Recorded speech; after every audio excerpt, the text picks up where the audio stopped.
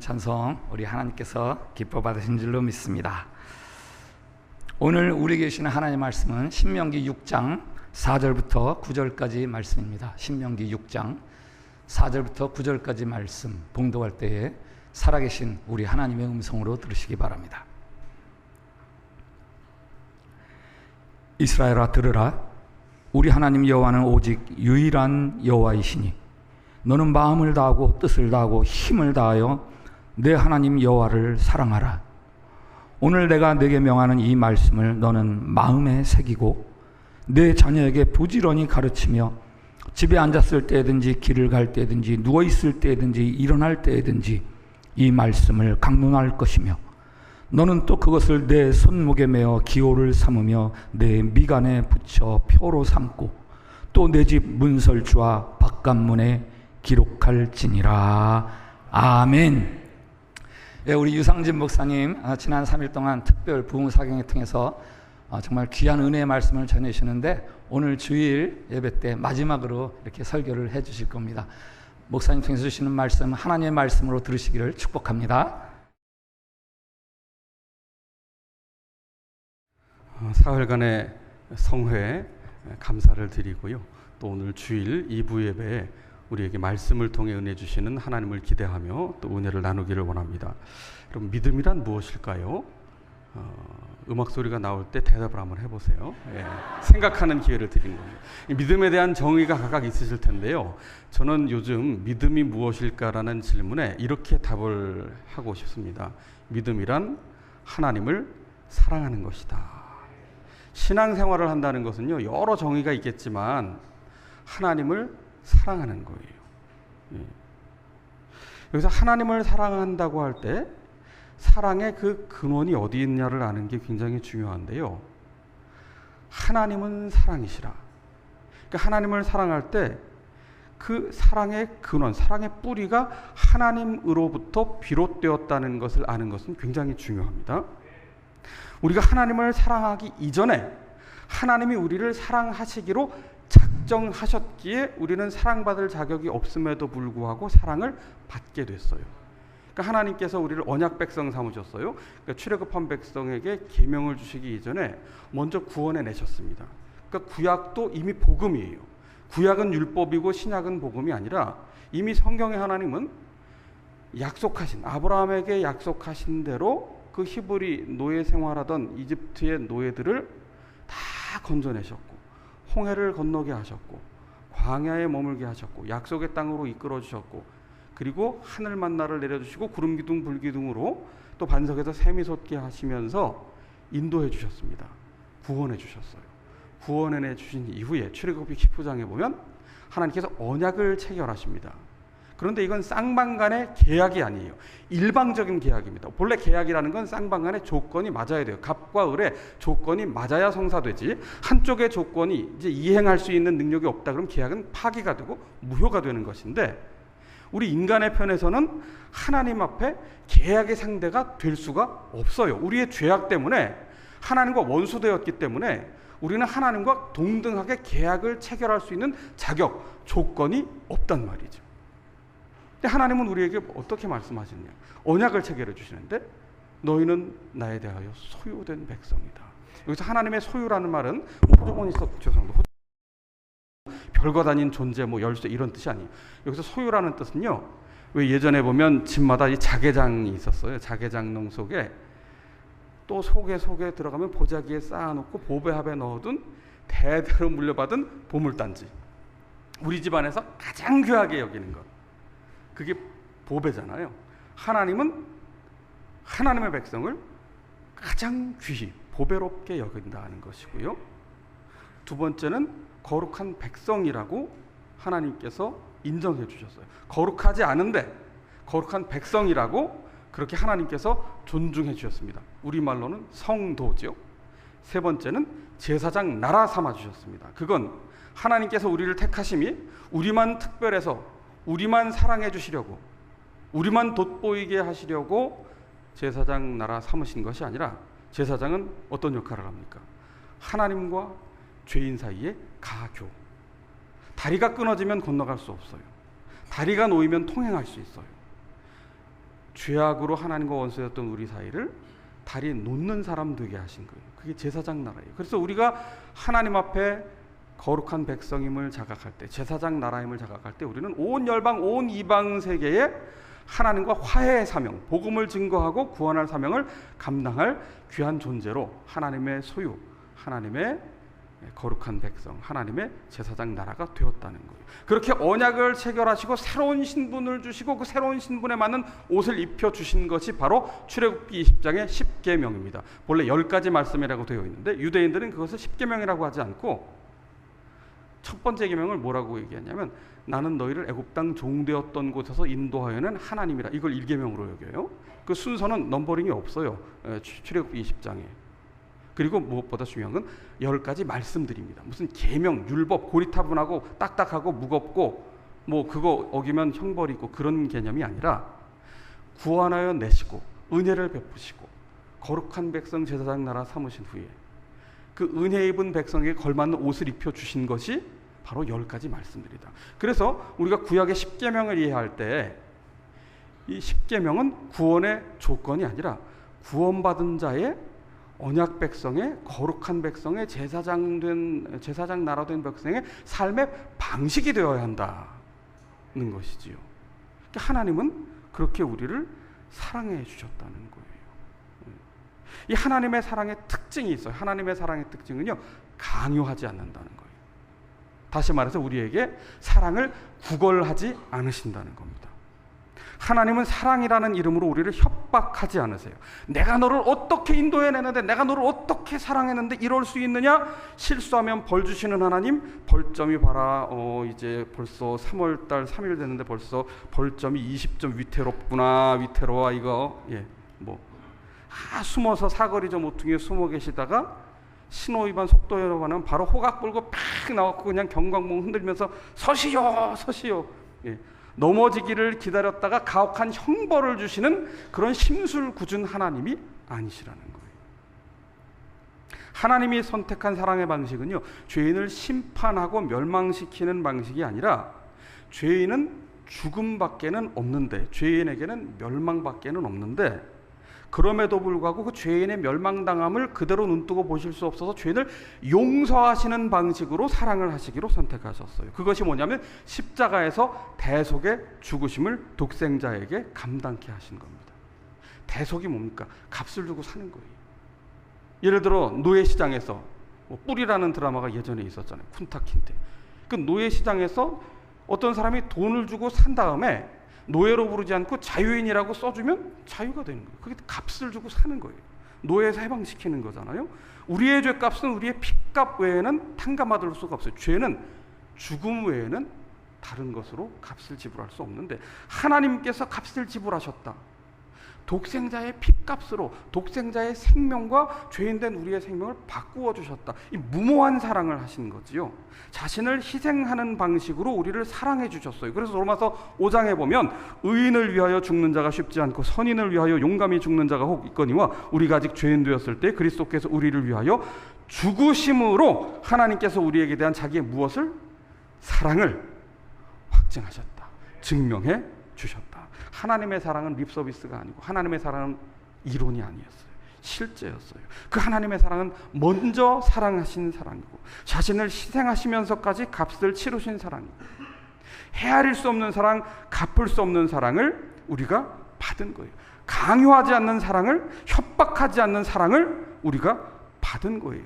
그렇기 때문에 이 사랑을 알면 알수록, 경험하면 경험할수록 우리는 하나님을 사랑하는 자로 살아갈 수 있게 되는 겁니다. 우리가 공예배를 드릴 때마다 우리 모두가 함께 고백하는 신앙의 고백이 있어요. 사도신경입니다.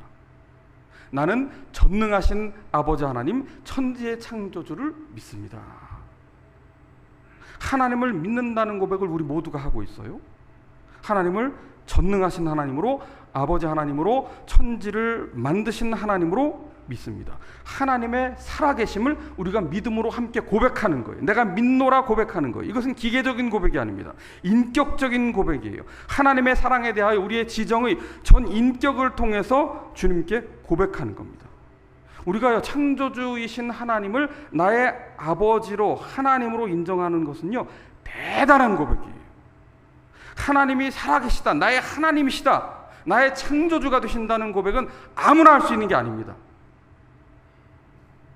하나님이 계시다고 고백하는 순간, 하나님이 창조주라는 고백을 하는 순간, 하나님이 나의 하나님이라는 고백을 하는 순간, 이제 나는 더 이상 내 인생의 보좌의 중심을 차지할 수 없게 되거든요. 하나님이 존재한다는 고백, 나의 하나님이시라는 고백은 그래서 우리 인생에 엄청난 지각 변동을 일으키는 사건입니다. 나라는 존재는 철저하게 창조주 하나님으로부터 말미암은 존재라는 사실을 우리가 인정하는 행위거든요. 그러니까 하나님을 아는 순간, 하나님의 살아계심을 인정하는 순간부터 나는 우연히 먼지에서부터 진화된 존재가 아니라는 것을 고백하는 것이고요. 나는 그저 우주의 한 구석에 그저 아무렇게나 던져진 존재로 아무렇게나 막 사는 존재가 아니라는 사실을 발견하게 되는 거예요. 나라는 존재는요, 철저하게 하나님으로부터 시작됐어요. 하나님의 사랑으로부터 시작됐어요. 태초에 하나님이 천지를 창조하신 후에 사람을 만드실 때 직접 손으로 빚어서 만드셨어요. 수제품입니다. 생기를 불어넣어 생명이 되게 하셨다. 영적인 생명체가 되게 하셨어요. 우리를 만드신 후에 흡족하고 기뻐하셨습니다. 보시기에 매우 좋았다고 하셨어요. 우리는 하나님의 형상대로 지음받았어요. 여기서 형상이라는 건 외모가 닮았다는 것이 아니라 하나님의 성품, 하나님의 인격을 닮은 그런 사랑받는 존귀한 존재로 지음을 받았다는 거지요. 그래서 우리가 하나님을 나의 창조주요 아버지 하나님이요 존재의 근원이시자 동시에 근원자이신 전능한 하나님으로 고백하는 순간 우리는 인생의 변화를 경험하게 되어 있습니다. 어떤 변화예요? 나는 더 이상 내 존재의 중심이 될 수 없는 거예요. 존재의 근원이 하나님이라는 사실을 인정할 때 이제 더 이상 존재의 중심은, 내 인생의 주인은 내가 아니라 하나님이라는 사실을 인정하게 되는 거예요. 인생의 중심축이 변화되는 혁명적인 지각 변동을 경험하게 되는 거예요. 하나님이 내 인생의 중심이고, 하나님이 내 인생의 의미이고, 하나님이 내 인생의 목적이고, 하나님이 내 인생의 전부가 되는 겁니다. 하나님은 내 인생의 참된 주인이 되는 거예요. 나를 살리는 주인, 나를 부리는 노예로서의 주인이 아니라, 학대하는 주인이 아니라, 나를 존중하고 나를 나되게끔 해주시는, 나를 생명으로 살게 하시는 그 좋으신 하나님이 나의 주인이 되는 거죠. 그래서 우리가 인생을 살아가면서 경험할 수 있는 가장 큰 체험은 뭐냐 하면요, 그건 하나님을 나의 하나님으로 고백하는 거예요. 나의 주인으로 고백하는 거예요. 근데 많은 사람들이 신앙생활하다가 어떤 체험을 바라느냐 하면요, 그건 내가 신앙생활하는데 하나님 한번 좀 나사로가 일어난 것 같은 체험 좀 하면 안 될까? 오병이어 같은 체험 좀 해주시면 안 될까? 홍해가 갈라지는 기적 같은 거 좀 한번 보여주면 우리 가족이 다 믿을 텐데.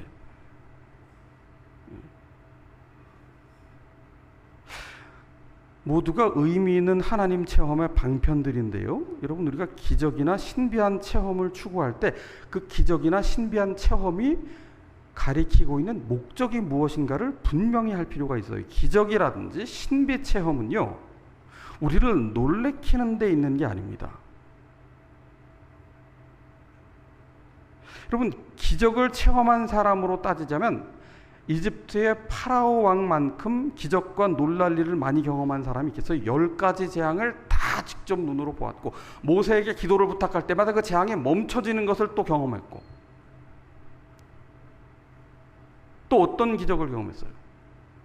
백성들을 이제 다 나가서 예배하라. 출애굽의 목적이 예배잖아요. 예배하라고 내보낸 후에 그 장자를 잃은 그 억울함이 분노로 바뀌면서 어떻게 했어요? 이집트의 정예 부대입니다.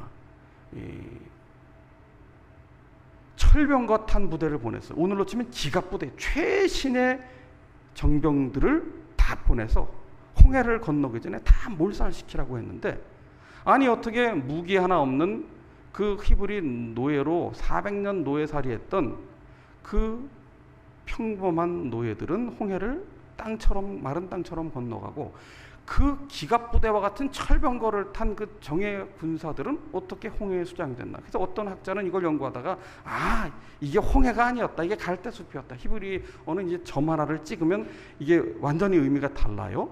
1.1획이 그래서 중요한 건데, 그거 점 하나 이 빠뜨리거나 점 하나 넣으면 이게 홍해 바다가 아니라 갈대숲이 된다는 거예요. 갈대숲으로 봐야 그게 이해가 된다. 그럼 전 그게 더 이해가 안 되는 게, 어떻게 히브리 노예들은 갈대숲으로 그냥 헤치고 지나갔는데 이 이집트의 최정예 부대인 이 철병거를 탄 부대가 그 갈대숲에서 다 몰살을 당하냐면, 이게 더 믿기 어려운 거예요.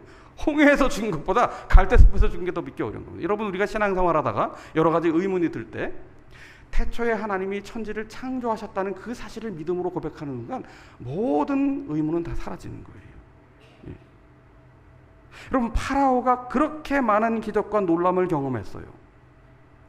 자신의 아끼는 정예부대가 몰살당하는 것을 두 눈으로 봐야 했어요. 그런데 파라오는 그런 놀라운 하나님의 살아계신 기적을 보면서도 파라오에게 없는 게 있었어요. 나의 주 나의 하나님이라는 이 신앙의 고백이 없었어요. 단지 기적을 볼 때마다 놀랐을 뿐이죠. 오히려 그 기적을 체험하면서 파라오의 마음은 어떻게 돼요? 마음이 오히려 강팍해지고 완악해졌잖아요. 하나님의 기적을 본다고 해서 다 하나님을 나의 주 나의 하나님으로 고백하게 되는 것 아니란 말이죠. 아니, 기적을 체험한 사람으로 치자면 출애굽한 백성만큼 기적을 많이 체험한 백성들이 있어요. 40년간 하루도 거르지 않고 안식일을 제외하고 하늘의 만나를 내려주시고 메추라기를 내려주시고 구름기둥 불기둥으로 반석에서 햄이 솟게 하시고 발이 부르지 않게 하시고 의복이 헤어지지 않게 하셨다. 온갖 기적을 40년간 경험했지만 이 기적은 이들에게 놀라운 일상일 뿐이었어요. 이들의 마음은 기적을 경험하면서도 언제나 하나님께 원망과 불평을 쏟아 놓을 뿐입니다. 그래서 이들이 그 기적을 경험하면서 바랐던 것이 뭐예요? 애굽으로 돌아가자. 그들의 꿈은 애굽으로 돌아가자였어요. 날마다 하나님의 기적을 경험하면서 결국 이들이 한 것은 뭡니까? 금송아지 만든 거라고요. 기적은요, 사람을 놀래킬지는 모르지만 기적은 우리의 속사람을 절대 눈꼽만큼도 변화시키지 못한다는 거예요. 기적은 분명 놀라운 체험입니다. 하나님의 살아계신 그 능력을 체험하는 길임에 맞습니다. 그런데 나의 주 나의 하나님이라는 고백이 없는 기적은 그냥 신비한 일로만 끝나는 거예요. 더 놀랄 만한 사건만 바라게 될 뿐입니다. 이 기적의 목적은요, 하나님을 나의 주 나의 하나님으로 고백하기 위한 사건인데, 우리 인생에서 그래서 기적보다 더 큰 체험이 뭐냐? 기적보다 더 놀라운 경험이 뭐냐? 하나님이 나의 주, 나의 하나님이라는 고백을 하게 되는 것이요, 이 세상의 어떤 체험보다도 더 놀라운 체험이고 더 값진 체험인 거예요. 하나님을 나의 하나님이라고 고백하는 것은 더 이상 내가 내 인생의 중심이 아니라 하나님이 내 인생의 중심이십니다. 하나님이 내 인생의 주인이십니다. 고백하는 거예요. 이 세상의 모든 종교에 공통점이 있어요. 신이 나를 중심으로 일해야 한다는 거예요. 신은 나를 만족시키기 위한 존재입니다. 내가 원하는 소원을 이루기 위한 수단입니다. 이를 위해서 신의 비위를 맞추기도 하고 정성 들여 기도하기도 하고 정한수 떠놓고 빌기도 하고 목욕 제기하고 빌기도 하고 달을 향해 빌기도 하고 나무를 향해 빌기도 하고 돌을 향해 빌기도 하고 그런 거지. 공덕을 쌓고 수행하기도 합니다. 금욕을 하기도 하고 고행을 하기도 합니다. 그런데 결국은 아무리 고상한 행위를 한다고 해도 결국 나를 중심으로 신을 부리려는 행위예요. 내가 신이 되고자 하는 거예요. 그런데 창조주 하나님을 나의 하나님으로 고백하는 순간, 전능하신 아버지 하나님, 창조주 하나님을 믿습니다. 고백하는 순간 어떤 변화가 일어나요? 우주가 나를 중심으로 돌아가는 것이 아니라 모든 것의 원인이 되시고 목적이 되시는 하나님을 중심으로 내가 살아가야 된다는 사실을 비로소 깨닫게 되는 거예요. 그게 신앙 고백의 핵심이라고.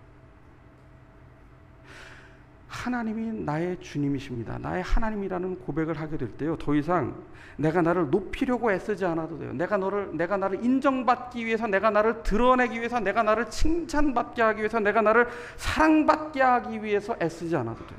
이건요, 우리 인생을 무책임하게 살아도 된다는 뜻이 아닙니다. 막 살라는 게 아니에요. 게으르게 살아도 된다는 얘기가 아닙니다.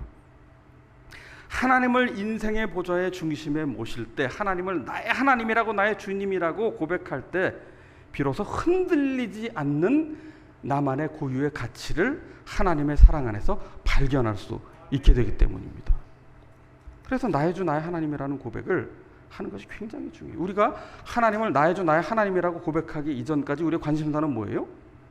내 존재의 생활 방식을 내가 결정할 수 있다고 하는 자기중심적인 삶을 추구했어요. 자아 발견, 자아 성취, 자아 개발, 자아를 만족시키는 삶이 우리의 인생의 초점이었다고. 그 방편으로 하나님을 이용한 거예요. 그런데 하나님을 알게 되는 순간부터 우리의 존재와 인생의 목적이 하나님의 사랑에 달려 있다는 것을 알게 됩니다. 하나님의 사랑을 체험하는 순간 우리의 인생의 목적과 우리가 신앙생활하는 목적이 아주 뚜렷해지는 거예요. 그것은 하나예요. 하나님을 사랑하며 사는 겁니다. 하나님의 사랑 안에 머무는 겁니다. 다시 말하면 하나님의 사랑 바깥에 머물거나 하나님 사랑 아닌 것을 집착하는 것, 그건 다 우리에게 환상일 뿐이라는 거예요. 그건 다 달콤한 유혹일 뿐이에요. 아담과 하와가 하나님처럼 되려고 했는데 그건 달콤한 유혹이었습니다. 탕자가 아버지 집을 박차고 나갔어요.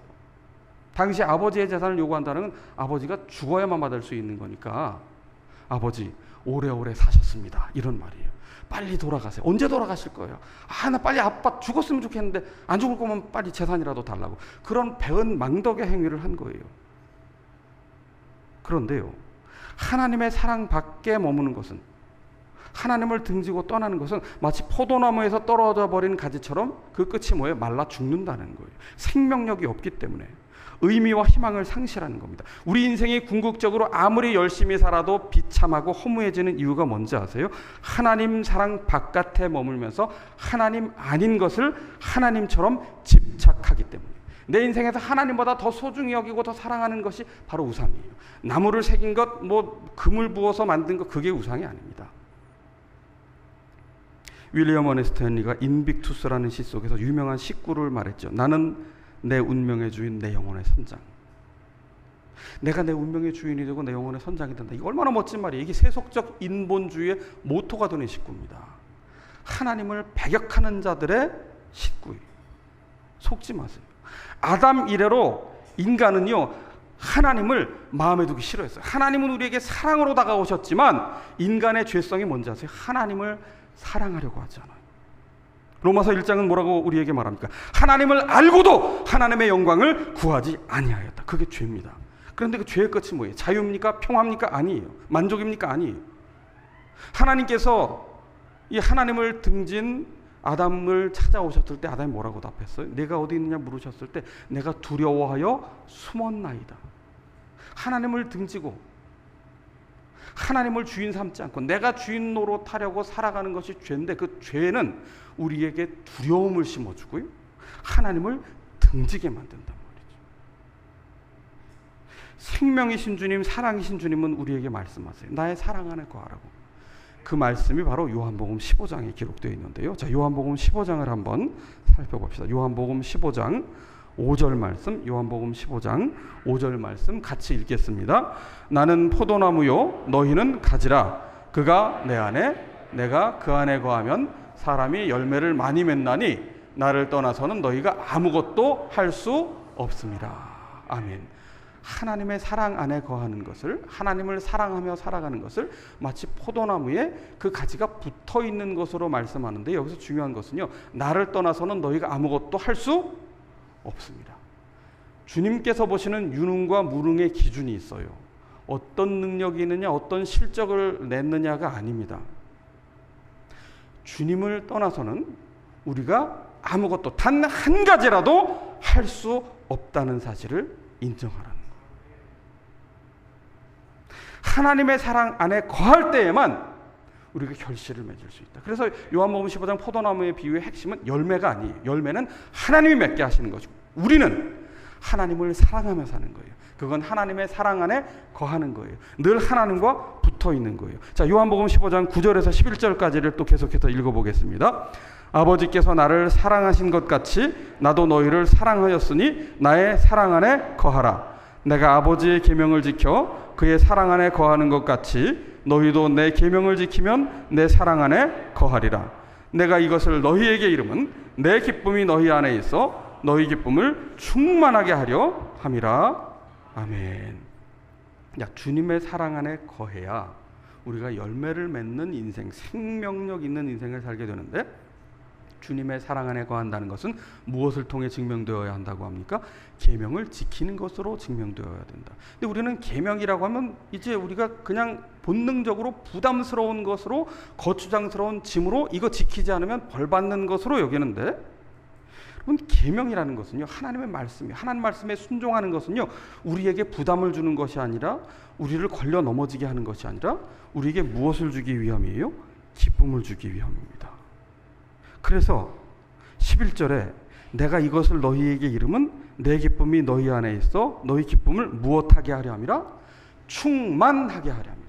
하나님을 사랑하는 자는 이제 내 욕망에 순종하는 자가 아니라 우리를 살리는 하나님의 말씀에 순종하여 모두를 살리는 자로 살게 되는데, 이 하나님 말씀에 순종하는 것은 우리에게 부담스럽고 이루지 못할 무거운 짐이나 형벌이 아니라 주님의 기쁨이 우리 안에 충만케 하려는 것이다. 그렇게 말씀하고 있어요. 여러분, 충만이 뭔지 아시죠? 컵에 물을 따를 때 물이 가득 차는 건 충만이 아닙니다. 물이 계속해서 넘치는 상태예요. 욕조에 물을 받았는데 깜빡 잊어서 계속 넘쳐서 막 그냥 그 바닥에 흥건히 흘러 넘치는 상태.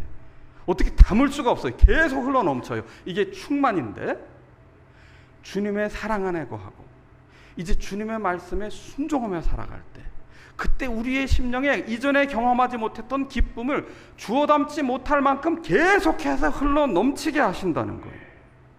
네. 결국 우리의 인생에서 기쁨이 사라지는 이유가 뭘까요? 제가 서울에서 지하철을 타든 버스를 타든 보면 전부 치과 가야 될 분들이 이러거든요. 어디 치아가 아프신가?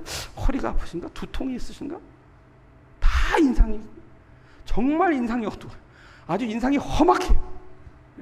왜 우리가 기쁨을 상실했을까? 그렇게 열심히 사는데, 행복을 위해 산다고 하는데 왜 기쁨을 잃어버리느냐? 하나님의 사랑 안에 거하지 않기 때문에, 말씀에 순종하는 삶이 없기 때문에. 여러분, 우리가 주님의 사랑 안에 머물고 포도나무 가지로서 포도나무에 붙어 있고 주님 말씀을 생명을 살리는 말씀으로 알고 우리가 순종할 때 우리에게 넘치는 기쁨을 공급해 주세요. 주님께로부터 임하는 기쁨이에요. 그럴 때 우리는 삶의 모든 두려움과 불안과 염려에 맞설 용기와 지혜를 하늘로부터 공급받게 되는 겁니다. 그래서 이 하나님의 사랑 안에 거할수록, 하나님의 사랑을 깨달을수록 우리는 우리 자신에 대해서 더 분명하게 알게 되는 거예요. 하나님의 사랑 안에 거할수록 진정한 나로 살아가게 되는 거예요. 더 이상 누구를 흉내낼 필요가 없어요. 비교할 필요가 없어요. 시기할 필요가 없고 의기소침해지거나 주눅들 필요도 없게 되는 겁니다. 미국의 성악가 중에 1900년대 중반 이전에 여자 성악가, 메조소프라노로 마리안 앤더슨이라는 분이 계셨어요. 여러분 다 아시다시피 미국이 1900년대 중반 이전까지 흑인은 사람이 아니었어요. 뭐 링컨 때 노예 해방이 되었다고 하더라도 여전히 그 흑인은 뭐 사람처럼 생겼는데 검은 사람, 뭐 낙인이 이미 찍혀 있었죠. 이 마리안 앤더슨은 아주 어려운 환경에서 자라야 했습니다. 태생적으로 피부가 검은 얼굴이었습니다. 제약이 많았습니다. 사람들에게 놀림도 받고 무시도 당하고. 그런데 이 마리안 앤더슨에게는 재능이 있었어요. 노래를 부르는 재능. 그래서 교회에서 성악을 공부할 수 있도록 도와주고 콩쿠르에 나갈 수 있도록 교회에서 함께 후원해주고 기도를 해줬고, 그래서 흑인 여성으로서는 처음으로 메트로폴리탄에서 공연을 했고 마침내 대통령 앞에서 기념행사에 노래를 부르는 영광을 얻게 됐어요. 이건 정말 놀라운 일입니다. 여성이, 그것도 흑인이 백인 주류의 사회에서 주목될 만한 자리를 이제 거머쥐게 됐다는 건 뭐 엄청난 일이란 말이에요. 그래서 기자가 와서 물었어요. 당신 인생에서 가장 행복한 순간이 언제입니까? 이건 이제 메트로폴리탄 공연이라든지 대통령 앞에서 노래한 것을 염두에 두고 물었겠죠. 마리안 앤더슨이 뭐라고 대답을 했느냐 하면, 더 이상 제가 세수할 필요가 없다는 사실을 알게 되었을 때 그때가 제일 행복한 순간이었습니다. 이런 대답을 했어요. 이 마리안 앤더슨이 자신의 인생을 비관하면서 내 인생이 왜 이렇게 초라할까, 왜 이렇게 불행할까, 거울을 보니까 거울 앞에 이 얼굴이 새카만 거예요. 다른 사람들은 하얀데 나는 새카만 거예요. 피부가 벗겨질 만큼 그렇게 세수를 했지만 결코 얼굴은 하얗게 변하지 않았어요. 그런데 마리아 앤더슨이 하나님의 사랑을 경험하게 되니까, 그 변치 않는 하나님의 사랑을 경험하고 그 사랑 안에서 자기만이 갖고 있는 독특한 유일한 마리안 앤더슨이라는 그 자아의 정체성을 발견하는 순간, 더 이상 나는 세수하지 않아도 되는구나, 나는 나로 살면 되는구나, 내 얼굴을 하얗게 분장할 필요가 없구나. 여러분, 인류는 지문이 다 다르고 얼굴이 다 다르고 목소리가 다르고 습관도 다르고 걸음걸이도 달라요. 왜 하나님께서 독특하게 창조하셨을까요? 왜 우리를 로봇처럼 찍어내지 않으셨을까요? 하나님께서 우리를 유일한 존재로 1대1의 사랑의 대상으로 우리를 독특하게 만들어 주셨기 때문에,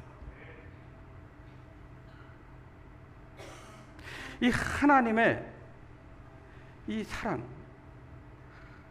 하나님이 나를 사랑하신다, 나만의 독특성을 하나님의 사랑 안에서 발견할 때, 그때 우리는 우리 자신의 삶을 비로소 긍정하게 되는 겁니다. 단점도 있고 장점도 있지만 그럼에도 불구하고 우리를 긍정할 수 있는 거예요. 그래서 하나님의 사랑을 배우고 알수록 우리 자신을 더 깊이 이해할 수 있게 되는 겁니다. 장로교의 창시자인 장깔뱅이죠. 존 캘빈이라고 하는 장깔뱅이죠. 그분이 27살 될 때 기독교 강요를 썼어요. 기독교의 교리를 이제 요약해 놓은 건데, 우리말로 번역된 책 두께가 이 정도 됩니다. 요약을 세상에 어떻게 이렇게, 이게 요약인가? 27살 나이에 이렇게 두꺼운 걸 썼어요. 근데 그 기독교 강요의 첫 번째 장이 뭐냐면요, 하나님을 아는 지식과 인간아라는 지식이에요.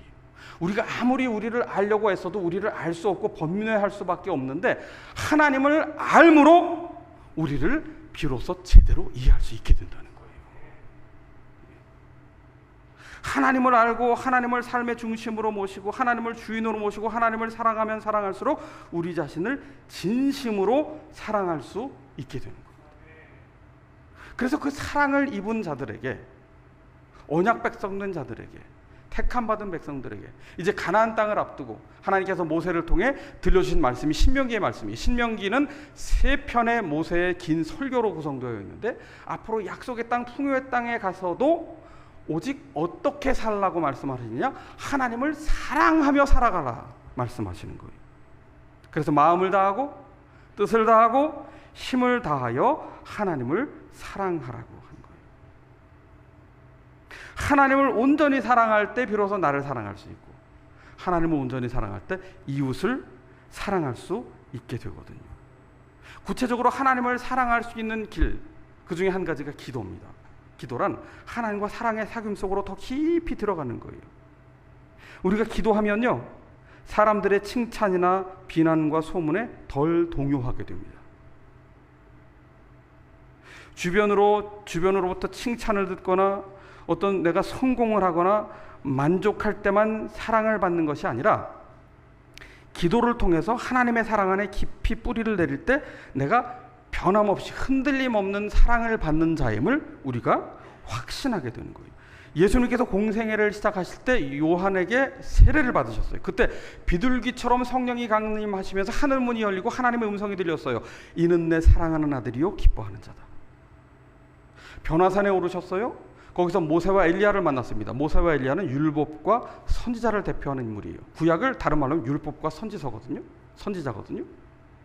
이 구약을 대표하는 두 인물을 만나서 변화산에서 무슨 이야기를 하셨습니까? 장차 고난 받으실 것과 말씀대로 다시 살아나실 것을 말씀하셨는데, 바로 그때 십자가를 앞두신 예수님께 또 한 번 하나님의 음성이 들려왔어요. 이는 내 사랑하는 자요 기뻐하는 자다. 이 하나님의 사랑이 예수님께 충만히 임할 때 예수님께서는 그 십자가의 길을 담대히 묵묵히 걸어가실 수 있었던 거죠. 여러분, 기도라는 것은 그래서 하나님의 사랑을 더 깊이 경험하기 위한 거예요. 기도는 무언가 성취하기 위한 수단이 맞지만, 그러나 그 이상입니다. 그것을 넘어서는 거예요. 기도는 궁극적으로 하나님의 사랑의 품 안에 머무는 행위예요.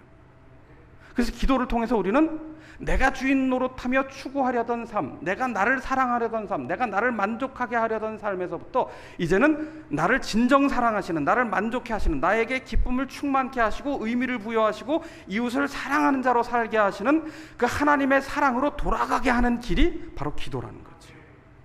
사실 우리 모두는 탕자예요. 집 나간 탕자든 집 안에 머물고 있던 탕자든 우리 모두는 아버지 하나님을 마음에 두기 싫어하는 이 탕자의 속성을 지닌 죄인인데, 이 사랑이 뭡니까? 하나님 품으로 끝없이 돌아가는 거예요. 그 돌아가는 과정을 기도를 통해서 우리는 이 사랑을 배우게 되는 거죠. 여러분, 그 사랑 안에 머물고 계십니까? 그 사랑의 눈으로 우리 자신을 바라보십시오. 어제도 제가 잠깐 말씀드렸지만 그 사랑의 눈으로 우리를 봐야 돼요. 내 기준, 내 사랑의 눈으로 나를 보니까 항상 마음에 안 드는 겁니다. 항상 거울아 누가 이 세상에서 제일 예쁘니, 항상 마음에 안 드니까 물어보는 거죠. 마음에 들면 그걸 왜 물어봅니까? 거울이 고장난 겁니까? 아니잖아요. 하나님의 사랑의 눈으로 나를 바라보면요, 내게 연약함도 있어요, 실수도 있어요. 내가 참 가장 싫어요. 사실 우리 안에서 내가 제일 미워하는 존재는 나라고요. 나를 받아들이기가 제일 힘들어요. 나를 변화시키기가 제일 힘들어요. 나를 사랑하기가 제일 힘든 건데요, 이 하나님의 사랑 안에 거할 때, 기도를 통해 하나님의 사랑을 내가 배울 때 비로소 이제 거울을 열어보면요, 말씀에 비추어서 내가 이 거울을 본단 말이죠. 참 잘 살았구나, 참 멋지구나, 참 예쁘구나. 세상 누구도 대체할 수 없는 나만의 삶을 하나님의 사랑으로 살아왔구나. 여러분을 격려해 주셔야 돼요. 그 사랑 안에 자유하셔야 된다고요. 여러분, 우리가 하나님의 사랑 안에 거하지 못할 때 우리는 은혜 안에 살면서도 불신과 원망과 후회를 거듭했던 출애굽한 백성과 다를 바가 없다는 사실을 우리는 알아야 됩니다. 우리가 하나님을 사랑하지 못하면요, 신앙은 하나님을 사랑하는 것인데, 하나님을 사랑하지 못하면요, 직장 생활을 해도 불행이고 직장 생활을 안 해도 불행이에요. 사업이 잘 돼도 불행하고요, 사업이 안 돼도 불행이에요. 자녀가 입시에 성공해도 불행하고요, 입시에 실패해도 불행해요. 결혼해도 불행하고 안 해도 불행합니다. 자녀가 있어도 불행하고 없어도 불행합니다. 건강해도 불행하고 건강하지 않아도 불행해요. 돈이 있어도 불행하고 없어도 불행합니다. 젊어도 불행하고 늙어도 불행한 거예요. 하나님을 사랑하지 못할 때 우리가 무엇을 추구하든 무엇을 얻었든 무엇을 잃었든 그 끝에 만족이 없어요. 후회와 허물을 반복할 뿐입니다. 왜 우리의 인생에 만족과 기쁨이 없어요? 그렇게 열심히 살았는데 목적지를 상실했기 때문입니다.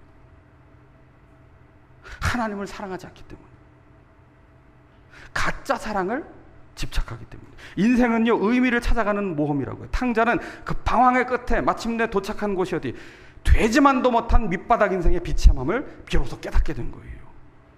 그래서 아버지의 집에 가면 그래도 살 수 있는데, 구정물을 마시는 인생에서 물 근원을 발견한 겁니다. 피할 수 없는 기쁨을 경험하게 된 겁니다. 아버지가 먼저 뛰어나왔어요. 가락지와 좋은 옷을 입혀주었다는 것은 상속자의 신분에 변함이 없다는 뜻이에요. 저놈을 내치라고 하지 않았어요. 오히려 기쁜 잔치를 열어주셨단 말이죠. 여러분, 우리가 일평생 신앙생활하면서 마음에 새겨야 될 말씀이 바로 이 말씀이에요. 하나님을 사랑하라. 하나님을 사랑하라.